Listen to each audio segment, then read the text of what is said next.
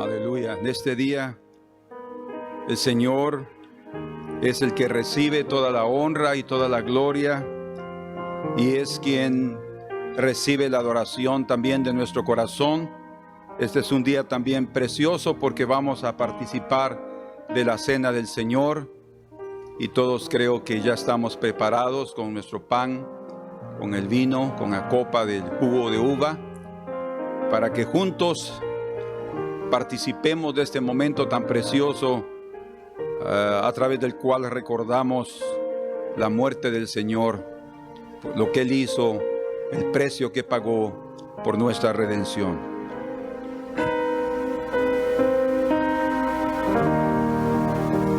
Una cosa he demandado a Dios, esta misma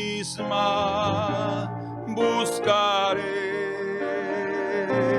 que me encuentre en su santuario todos los días de mi vida, contemplando su hermosura, postrado en oración.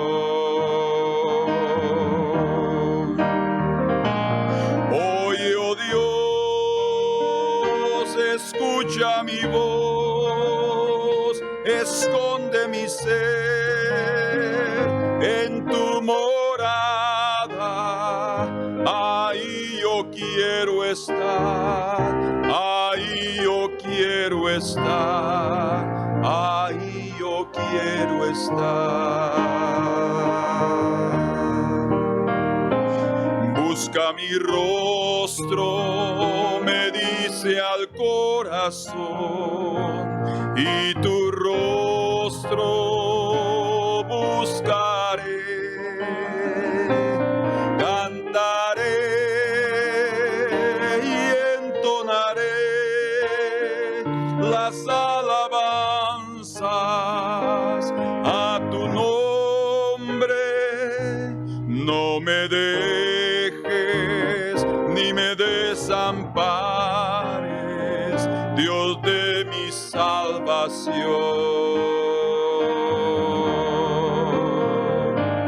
Oye, oh Dios,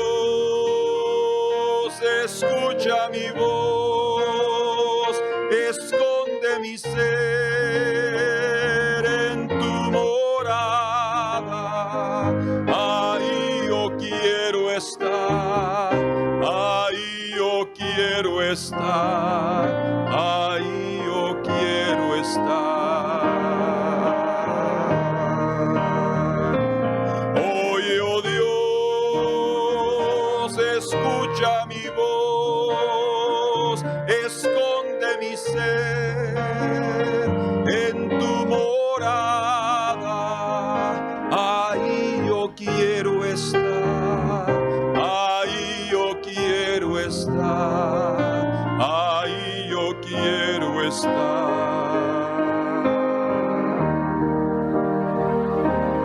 Viviré por aquel quien murió por mí, qué feliz será mi vida así.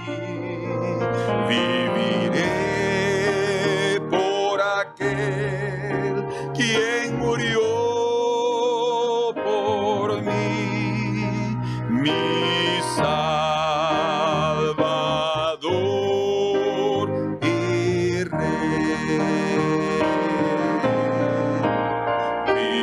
Viviré por aquel que murió por mí, qué feliz será mi vida así.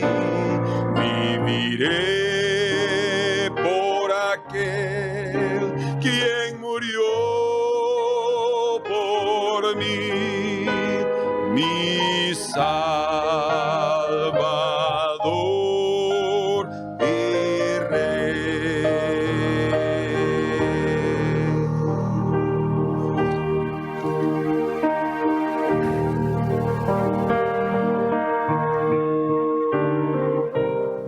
verdad es que ya no nos pertenecemos a nosotros mismos.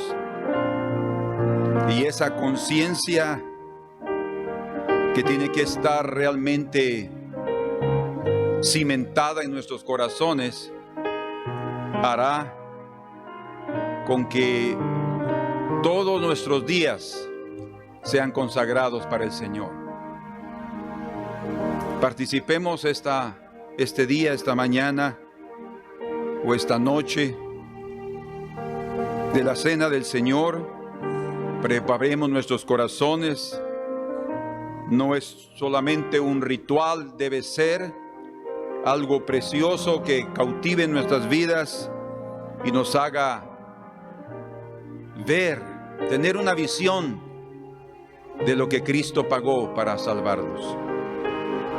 Amén.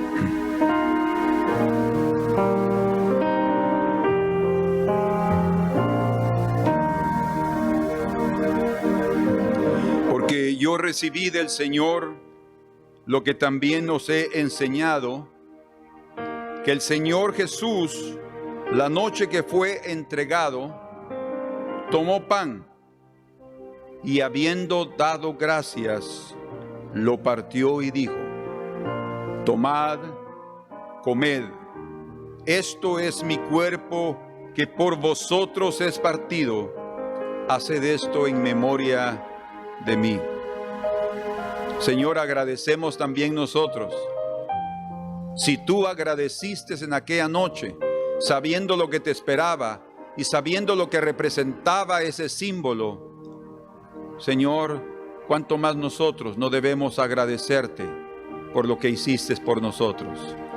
Haber perdonado nuestros pecados a través de tu muerte y habernos dado una nueva vida a través de tu resurrección. Señor, en el nombre de Jesús, lo recordamos, hacemos memoria, no para tratar de resaltar la tristeza, sino para resaltar el gran precio que tú pagaste por nosotros, Señor. Que comamos para que en nosotros sea asimilada tu vida. Te lo pedimos en el nombre de Jesús. Amén. Comamos, hermanos.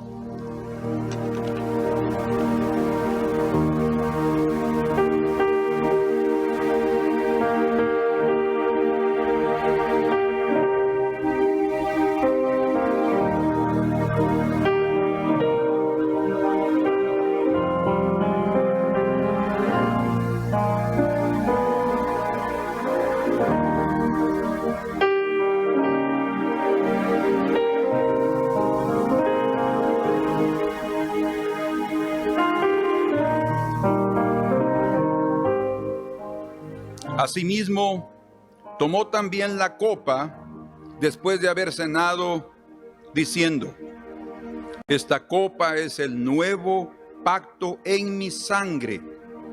Haced esto todas las veces que la bebieres en memoria de mí.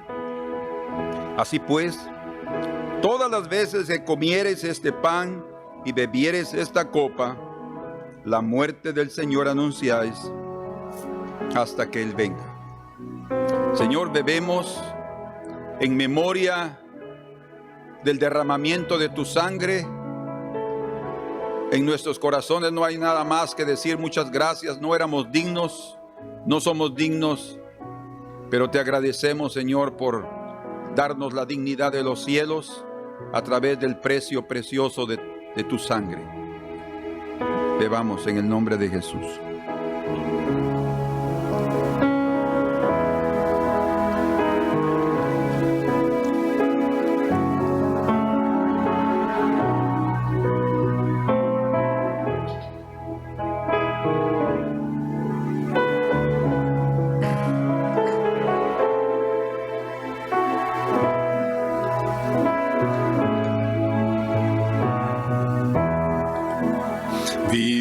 Viviré por aquel quien murió por mí, que feliz será mi vida así.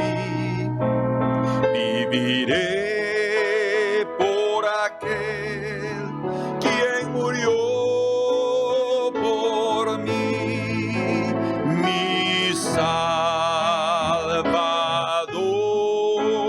y Rey. Viviré por aquel que murió por mí, mi Salvador y Rey. Amén. Pueden sentarse, hermanos. En esta noche vamos a aprovechar para juntos estudiar la palabra del Señor.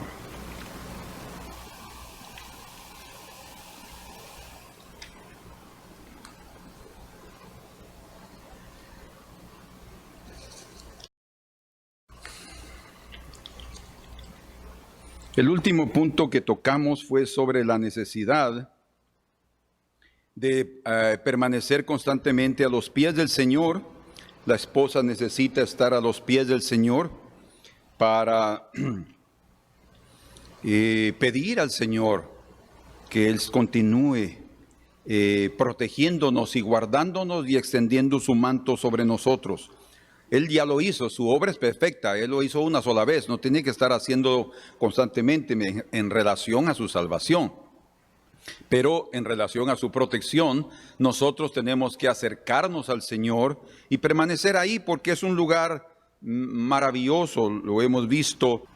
Hay ejemplos como la mujer sirofenicia que postrada a los pies del Señor, ella recibió la liberación de su hija del demonio. Encontramos también a María Magdalena postrada a los pies del Señor, y a través de esa actitud y de esa posición y de ese lugar, ella encontró el perdón de sus pecados y también fue librada de 7 demonios. Hay ejemplos sobre el endemoniado gadareno que postrado a sus pies encontró también la liberación en su vida. Postrada a sus pies, la mujer de flujo de sangre también fue curada y ella declaró ahí postrándose a sus pies el milagro que había recibido del Señor. Postrado a sus pies, aquel samaritano curado de su lepra también le agradeció al Señor por el milagro. Y María, la hermana de Marta y Lázaro, acostumbraba a sentarse a los pies del Señor a oír su palabra. O sea, es un lugar de privilegio, es un lugar que el mismo Señor dijo en relación a María, ella ha escogido la mejor parte. Entonces, si Él dijo que es la mejor parte, no hay duda que es el lugar donde necesitamos permanecer con un espíritu de humildad y con un espíritu de petición y de dependencia para que el Señor extienda su capa sobre nosotros y nos bendiga. Postrado a los pies de Jesús, la esposa del Cordero debe ser encontrada para que el Señor le extienda su capa y también le permita ser parte de aquel glorioso momento de las bodas. Hay muchos que están llegando a ser parte de ese cuerpo, que están llegando a ser parte de la esposa para ser redimidos, curados, limpios, libres y ver milagros en sus vidas. Entonces, que el Señor nos encuentre ahí en ese lugar preciso que nosotros necesitamos estar para que la redención se realice. De hecho, el compromiso de redención, el Señor lo va a ejecutar cuando nosotros también se lo pedimos. Este día vamos a ver juntos, el título del mensaje es 6 medidas de cebada. 6 medidas de cebada. Cuando hablamos de eso, tiene que ver con la redención del hombre. Es la redención. Prácticamente es la necesidad humana. Voy a decirlo de otra manera. La necesidad humana es la redención. Y déjenme decirles también, la redención es la parte central del plan divino para el hombre. El Señor ya había planeado, imagínense que existe un cordero que fue inmolado antes de la fundación del mundo. O sea, el Señor revelando su conocimiento anticipado de todas las cosas, su presciencia, y Él mostrando que Él ya había considerado lo que iba a suceder ¿sí? Y Él preparó de antemano la redención humana, ¿sí? No los abandonó por haber ellos pecado. No, el Señor preparó una redención, que quiere decir un rescate, que quiere decir comprarlos, que tiene que ver con un pariente que se identifica con su realidad y los saca de esa realidad y los lleva a un lugar mejor. En este caso, a recibir nosotros la naturaleza divina. Amén. Entonces, vamos juntos al libro de Ruth, que es donde hemos estado. Por favor, tengamos siempre un corazón abierto, porque como me decía una hermana esta semana, uno se da cuenta que está leyendo los mismos versículos, pero hay nuevas verdades, hay cosas nuevas que el Señor tiene para nosotros. Tal vez no las hemos visto y las podemos ver este día, y para eso necesitamos estar con un corazón dispuesto y sensible para responder a ese toque del Señor. Entonces, aquí en el versículo número 11 del capítulo número 3 de Ruth, dice: ahora pues no temas, hija mía, yo haré contigo lo que tú digas. Ella estaba pidiendo algo. Pues toda la gente de mi pueblo sabe que eres mujer virtuosa. Pero aquí en el verso número 9 dice también: entonces él dijo, ¿quién eres? A Ruth. Y ella respondió: yo soy Ruth tu sierva. Lo vimos. Extiende el borde de tu capa sobre tu sierva, por cuanto eres pariente cercano. O como es traducido también desde el hebreo, pariente responsable. Quiere decir aquel que ejecutará una obra que le compete. O sea, Dios preparó también en el caso de personas que, como en el caso de Noemí, que perdió su marido, perdió sus hijos y necesitaba ser redimida, y Ruth entró en ese plan. Entonces Dios preparó un redentor. Es un Gaal o Goel, que quiere decir realmente rescatarlo de su condición y elevarlo a una posición como estaba antes. En el caso del Señor, cuando Él restaura, nos lleva a una posición aún mejor de lo que nosotros estábamos. Como el hombre, Él fue restaurado, rescatado por Jesús, y la posición no fue llegar al paraíso como físico, sino nos llevó hasta el paraíso de los cielos. O sea, es algo superior lo que el Señor tiene para nosotros. Pero algo que aquí muestra Goel y ese pariente cercano o responsable es lo que sucede aquí. Dice, verso 14: y después que durmió a sus pies, ahí pasó la noche, hasta la mañana, se levantó antes que los hombres pudieran reconocerse unos a otros, porque él dijo: vos no sepa que vino una mujer a la era. Después le dijo: quítate el manto que traes sobre ti, que era con el que se cubría también la cabeza, y tenlo, dice. Y teniéndolo ella, él midió, o sea, él se lo quitó y lo puso, lo agarró, y entonces él hizo algo aquí muy significativo. Midió, dice, 6 medidas de cebada. Es el título del mensaje. 6 medidas de cebada. Y se las puso encima, y ella se fue a la ciudad. Cuando estamos hablando de 6 medidas de cebada, estamos hablando de aproximadamente 23 kilogramos, o sea, aproximadamente unas 52 libras de peso. Esto era bastante, pero como hemos visto, Ruth era una mujer fuerte, una mujer trabajadora, alguien que podía soportar. Y ya mencionado también que el Señor nunca va a colocar cargas mayores de las que podemos soportar. Por tanto, el Señor le dio lo que ella podía llevar. No hay algo de decir, ¡ay, tanto peso! No, era lo que ella podía llevar. Muestra sus fuerzas. Cada uno de nosotros tenemos diferentes fuerzas. Cada uno de nosotros tenemos diferente carga. Y el Señor nos coloca la que nosotros podemos llevar. Ojalá podamos crecer en esa capacidad para que las medidas puedan ser mayores. Pero 6 medidas de cebada no está hablando de algo muy significativo. El número 6 es el número de hombre, lo sabemos claramente. El hombre fue creado en el 6º día, ¿sí? Génesis 1, del verso 24 al 31. Pero también el Señor dice claramente aquí en Apocalipsis capítulo número 13 y en el verso 18, dice, aquí hay sabiduría, hablando del número de la bestia, aquí hay sabiduría. El que tiene entendimiento cuente el número de la bestia, pues es número de hombre. El número de la bestia es número de hombre. ¿Y cuál es el número de hombre? Y su número es 666. 666. O sea, el 6 está establecido, es número de hombre.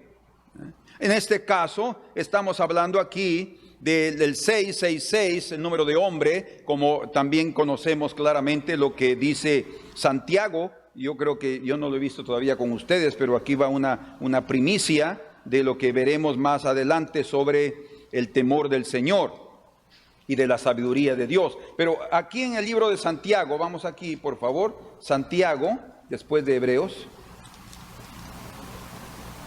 en el capítulo número 3, dice en el verso 13 al 15, ¿quién es sabio y entendido entre vosotros? Muestre por la buena conducta sus obras en sabia mansedumbre. Pero si tenéis celos amargos y contención en vuestro corazón, no os jactéis ni mintáis contra la verdad. Escuchen ahora. Porque esta sabiduría humana, ¿recuerdan qué es lo que dice el Señor? Aquí hay sabiduría. El que tiene entendimiento cuenta el número de la bestia. Y dice aquí, porque esta sabiduría no es la que desciende de lo alto. Hay una sabiduría de Dios que nos llena con las 7 columnas de la sabiduría. Y hay una sabiduría humana que tiene 3 partes. Y aquí las vemos. Y dice, porque esta sabiduría no es la que desciende de lo alto, sino viene del abismo, sino terrenal, animal y diabólica. Terrenal, animal y diabólica. 666.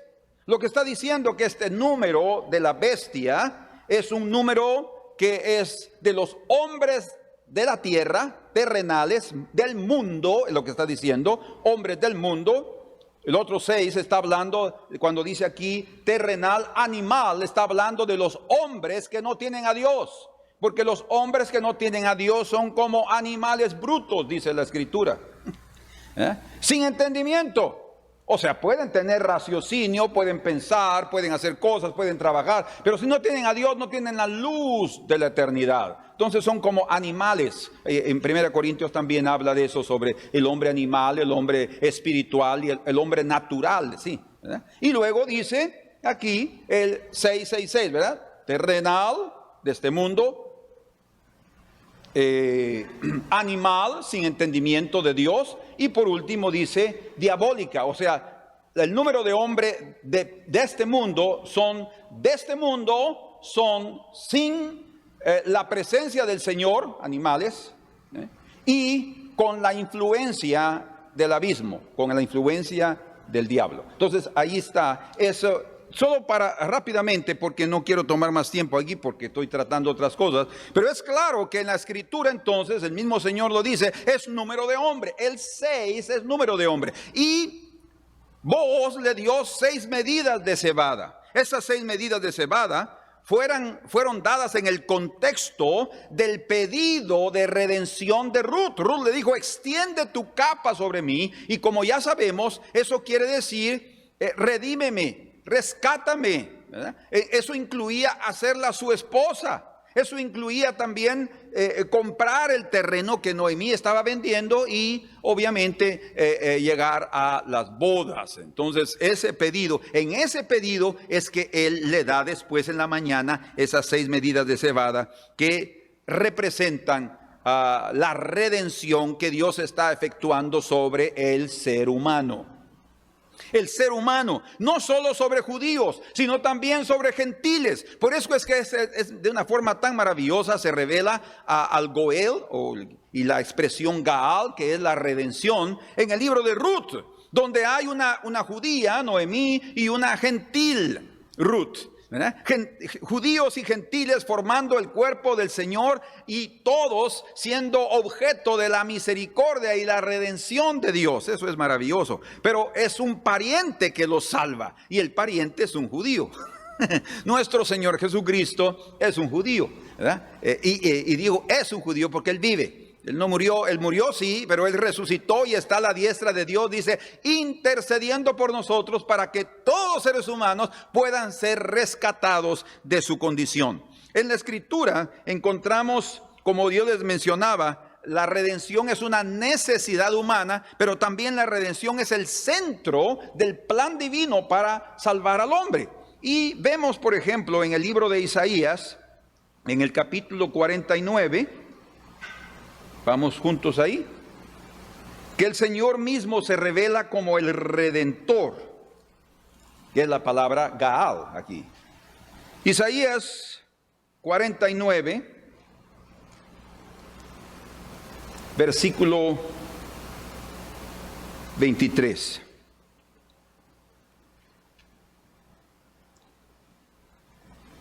No, 26. Dice, y a los que te despojaron haré comer sus propias carnes, y con su sangre serán embriagados como con vino, y conocerá todo hombre que yo, Jehová, soy salvador tuyo y redentor tuyo, el fuerte de Jacob.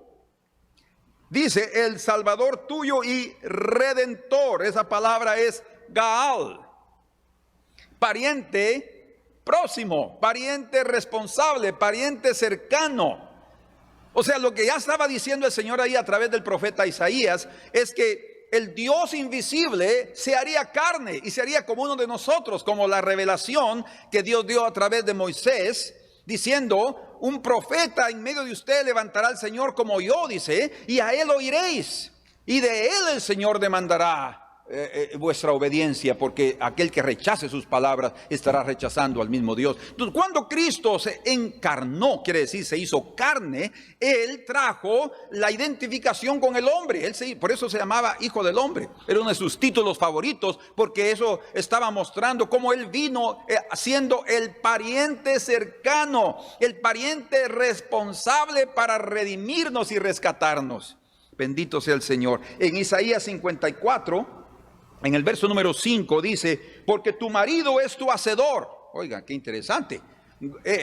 Booz se casó con Ruth, ¿eh? Y ahora dice, tu marido es tu hacedor, o sea, tu marido es tu Dios.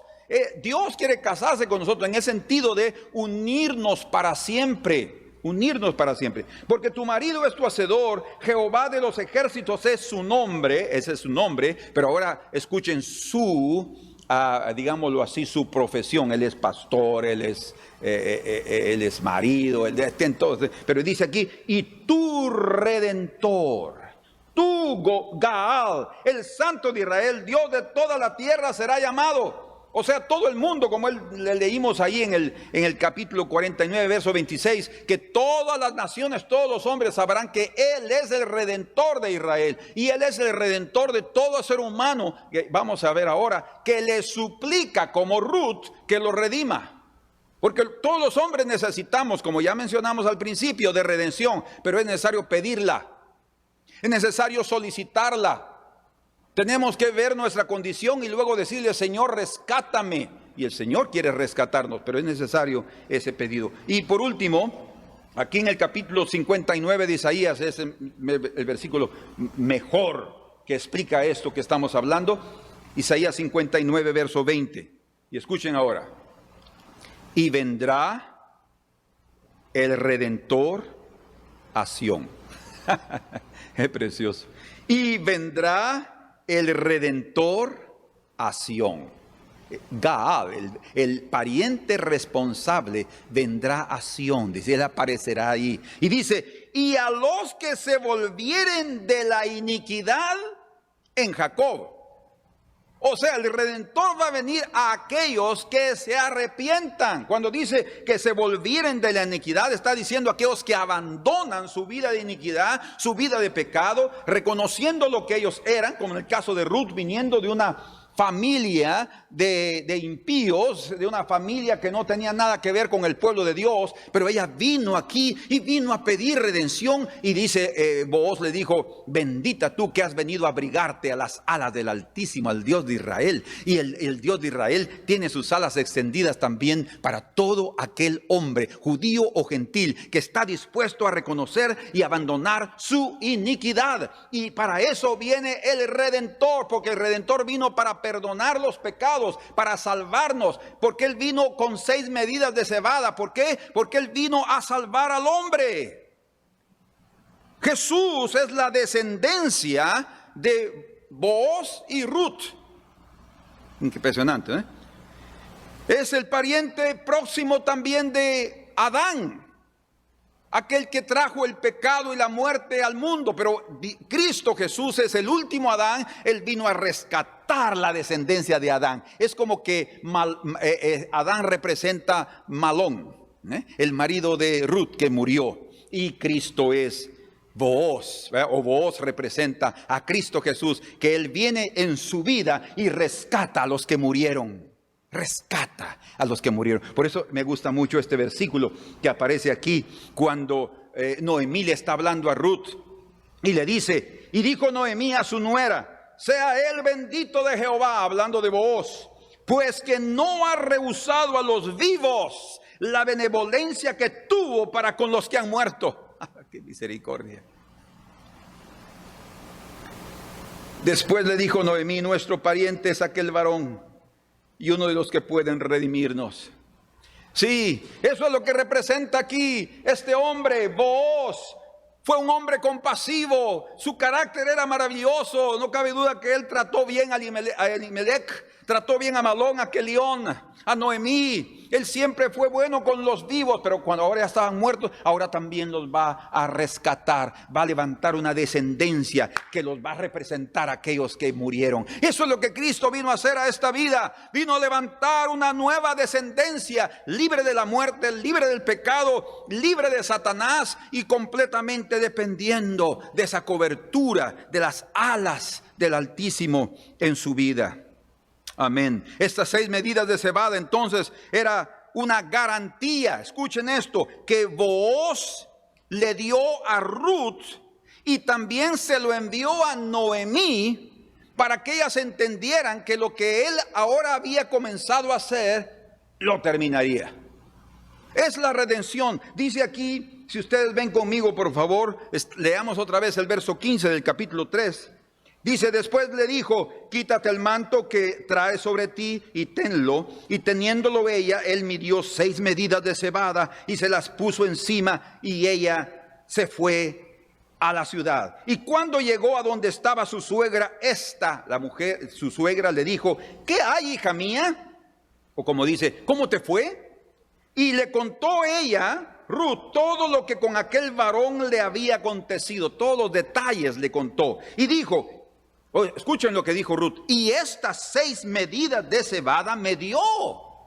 Y me dio estas 6 medidas de cebada diciéndome, escuchen, a fin de que no vayas a tu suegra con las manos vacías. Era un mensaje, no solamente de sustento, no solamente diciéndole: yo las voy a sustentar, Noemí, yo voy a sustentarte en tu viudez. No, estaba diciéndoles: yo las voy a rescatar. Sabía que había otro, Noemí también lo sabía, había otro resgatador, otro redentor. Lo vamos a ver en esta hora, en este día. Pero él les estaba diciendo: yo voy a luchar por ustedes, los voy a rescatar. Entonces dice, después de oír eso, Noemí, en el verso 18 leemos: entonces Noemí dijo: espérate, hija mía, hasta que sepas cómo se resuelve el asunto, porque aquel hombre no descansará hasta que concluya el asunto hoy.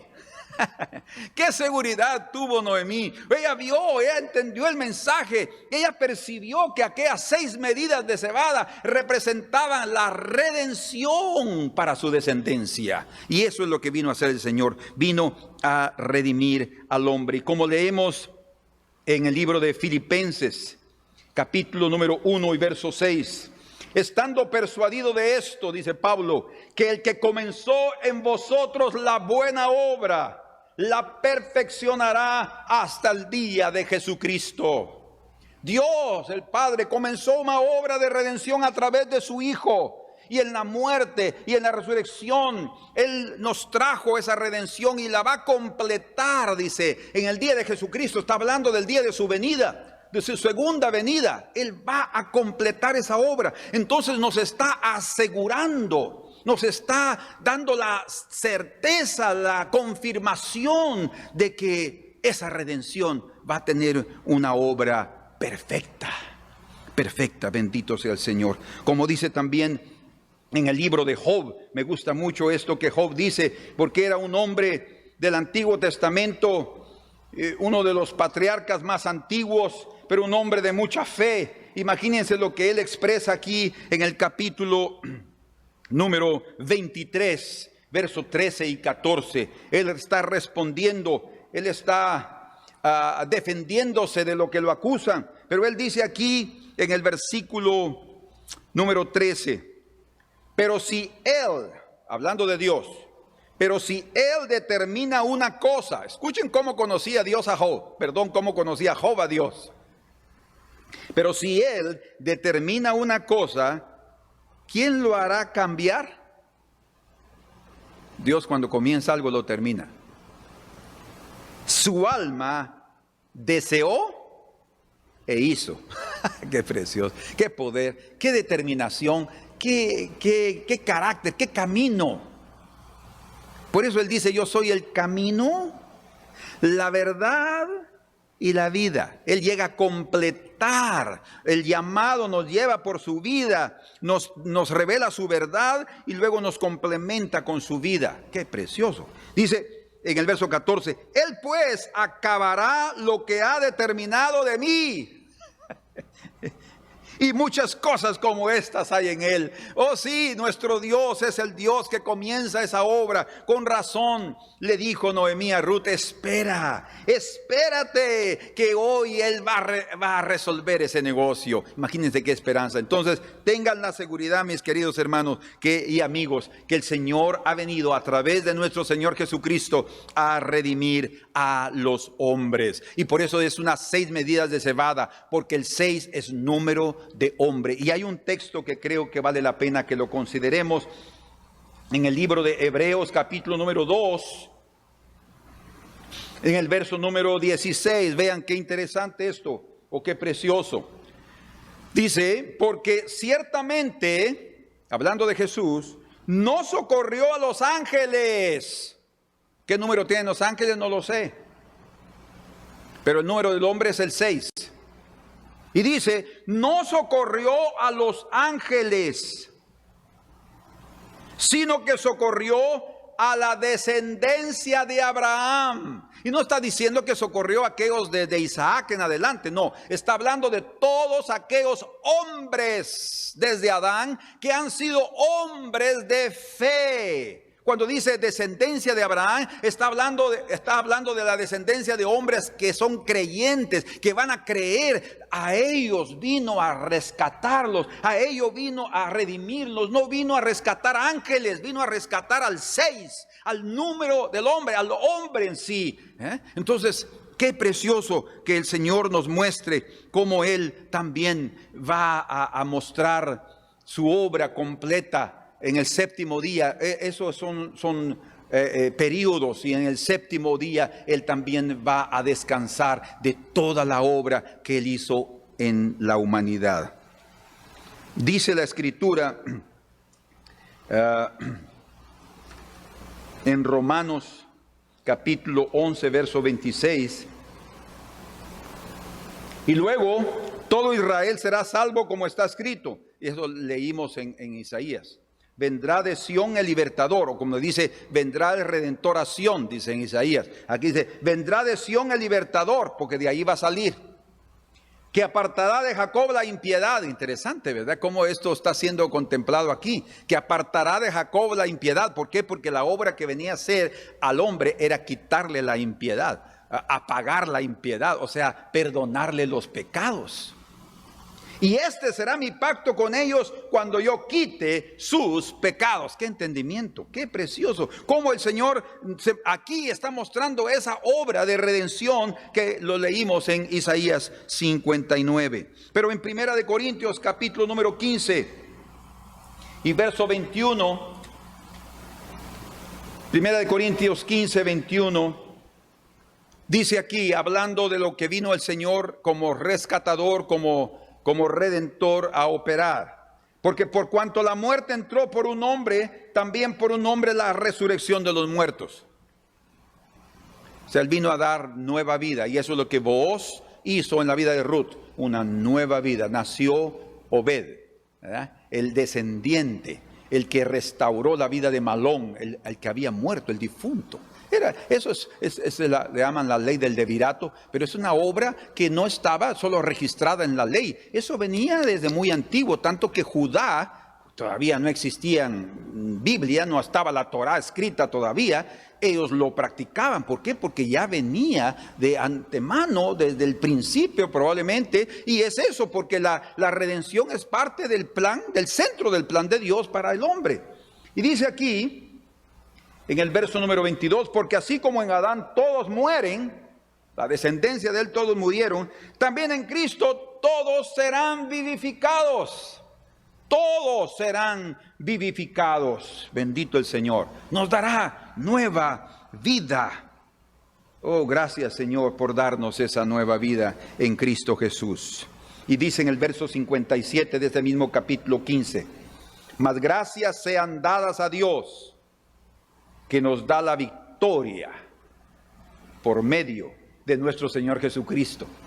Así que, hermanos míos amados, estad firmes, dice, y constantes, creciendo en la obra del Señor siempre, sabiendo que vuestro trabajo en el Señor no es en vano. Por tanto, sigamos adelante, trabajando en la obra del Señor, firmes y constantes, porque lo que el Señor ha hecho es maravilloso. Nos ha dado una gran victoria a través de esa obra maravillosa que Él vino a hacer. Con razón dice la Escritura también, leemos en Mateo 20, verso 26 al 28, el Señor dijo, el Hijo del Hombre no ha venido para ser servido, sino para servir. Y escuchen allí lo que Él dijo, y para dar su vida en rescate por muchos. Él vino a rescatarnos. Lo que quiere decir allí en el griego, la palabra griega ahí, lutrón, quiere decir un precio de redención. Cuando Él está hablando para dar su vida en rescate, está diciendo, yo voy a pagar un precio de redención. Yo voy a dar mi vida, voy a derramar mi sangre. Por eso es que cuando participamos de la cena del Señor, estamos viendo ahí el precio que Él pagó. Como Él dice, mi pan que es partido por vosotros. No solo por nuestra culpa, sino principalmente a favor de nosotros para quitarnos la culpa, quitarnos la condenación y limpiarnos de toda maldad. Vendrá el libertador de Sión y acabará con la iniquidad que hay en Israel. Y eso es lo que viene a hacer el Señor en nuestras vidas, acabar con la iniquidad que hay en nosotros. El Hijo del Hombre vino para pagar el precio de redención entonces a la humanidad. Amén, bendito sea el Señor. Entonces, cuando vemos esa obra preciosa, y a mí se me fue la hora y yo ni tomé tiempo, no sé cuánto tiempo llevamos ahorita, 45. Lo que quiero hablar ahora no me va a llevar, es otro mensaje, pero creo que lo que ya hablamos fue suficiente y solo quiero introducir lo que vamos a hablar en la próxima reunión. Primero Dios, en la próxima terminamos nuestro mensaje, ¿sí? Espero que no estén cansados del libro de Ruth. No, yo no. Yo quisiera seguir hablando de este libro. Es tan precioso, de veras. Pero vamos a leer entonces, para formarnos una idea, los primeros versículos aquí, porque aquí vamos a encontrar a los dos redentores y vamos a ver a quién representa el primer redentor. Bueno, leámoslo aquí.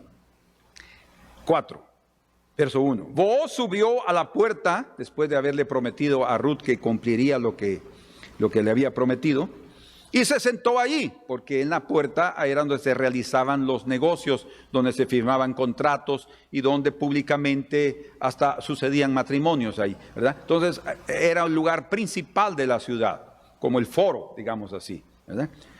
Booz subió a la puerta y se sentó allí, y aquí pasaba aquel pariente, otro, de quien Booz había hablado. Este era un poco más cercano, era el que tenía el derecho de redimir primero.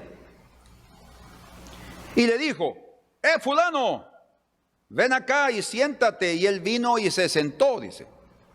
Entonces él tomó a 10 varones de los ancianos de la ciudad.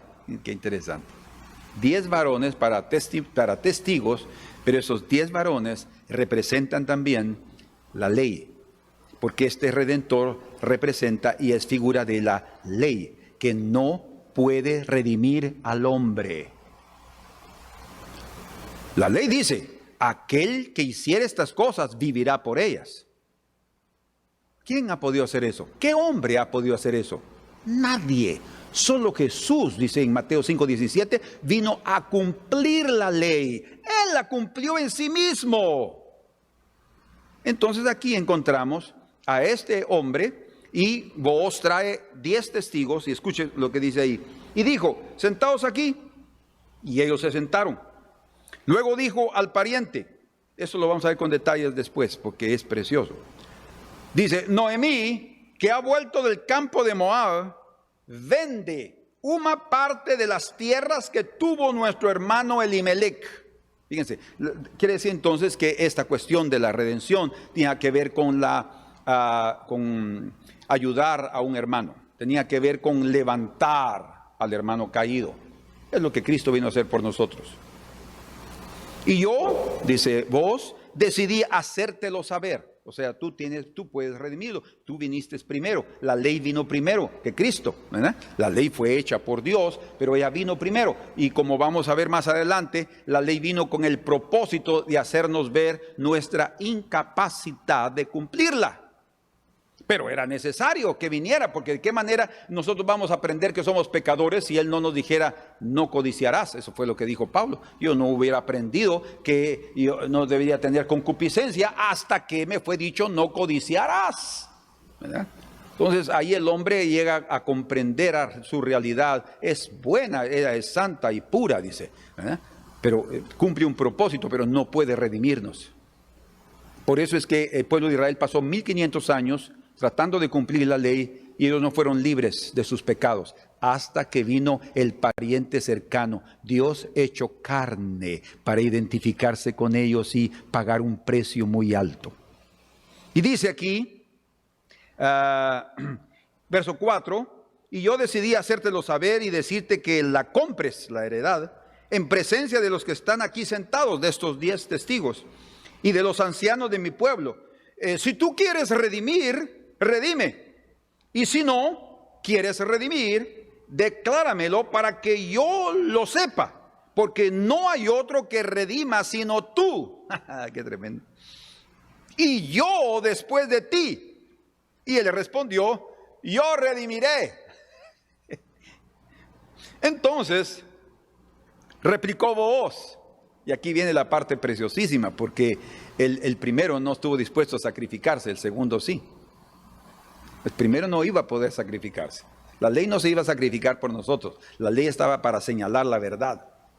Pero Cristo, a pesar de ser la verdad misma, Él sí vino a sacrificarse por nosotros. Eso es lo precioso. Y dice: entonces replicó Booz: el mismo día que compres las tierras de mano de Noemí, debes tomar también a Ruth la moabita. Ahí le complicó la situación. Mujer del difunto Malón, para que restaures, ahí está, el amor al prójimo, el buen samaritano llegó ahí. Cristo Jesús es el buen samaritano. Que restaures el nombre del muerto sobre su posesión. ¿Cómo así? Entonces, bueno, él lo sabía también, ¿verdad? Pero como que se le había olvidado probablemente. Lo que iba a pasar es que él no iba a poder tener esa posesión para siempre. En el día de jubileo, eso iba a regresar al propietario. En este caso iba a ser Obed. Y, bueno, el hijo que naciera, ¿verdad? Y obviamente él iba a perder el terreno y también iba a perder el dinero que iba a invertir para comprar ese terreno.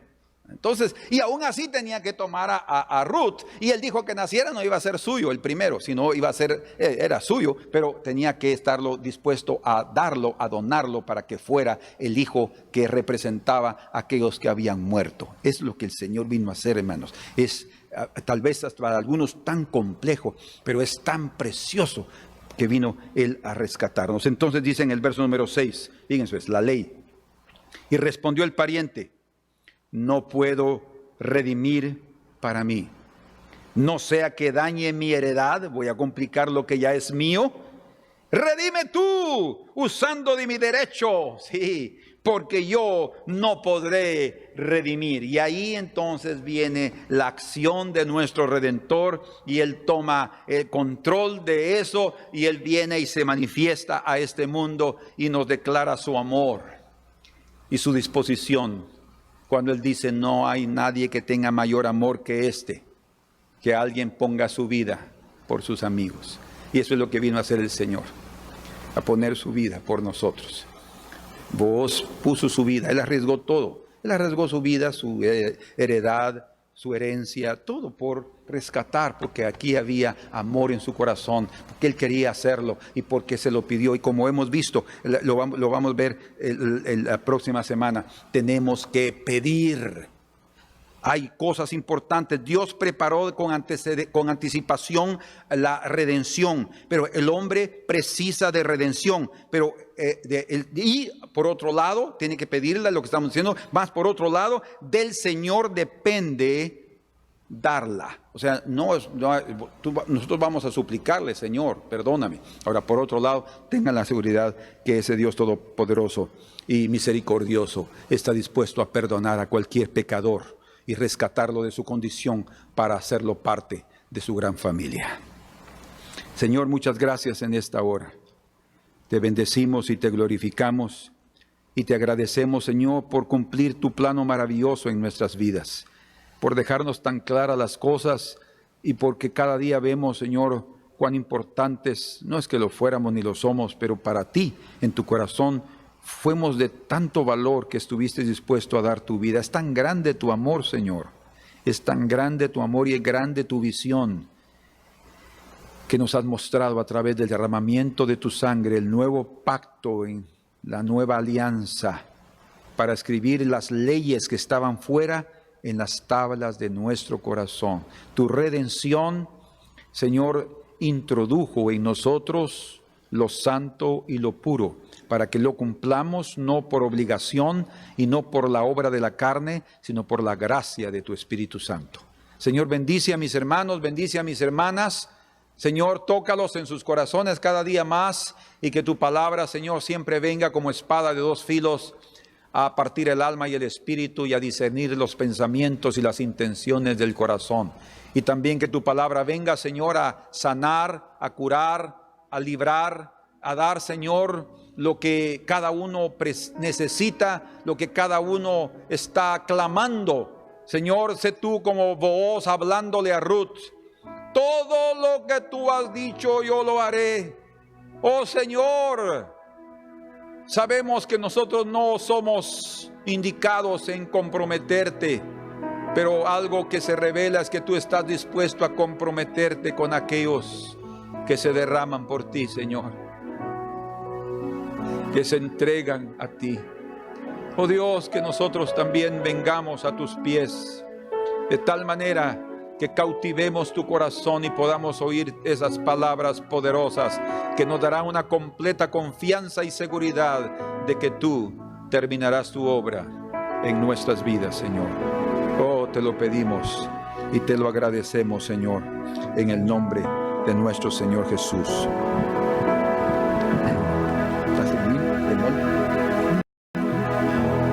Venid, cantemos al Señor con júbilo, exaltemos a la roca de nuestra salvación. Venid, cantemos al Creador con gratitud, porque Él es Dios supremo y no hay otro rey. Con acción de gracias nos acerquemos a Él, con alegres salmos magnifiquemos su nombre. Con acción de gracias nos acerquemos a Él, con alegres salmos magnifiquemos su nombre. Venid, cantemos al Señor con júbilo, exaltemos a la roca de nuestra salvación. Venid, cantemos al Creador con gratitud, porque Él es Dios supremo y no hay otro rey. Con acción de gracias nos acerquemos a Él, con alegres salmos magnifiquemos su nombre. Con acción de gracias nos acerquemos a Él, con alegres salmos magnifiquemos su nombre. Amén. Que Dios los bendiga. Y si Dios nos lo permite y nos da la salud y las fuerzas, estaremos nuevamente aquí la próxima semana con ustedes. Amén. La paz del Señor.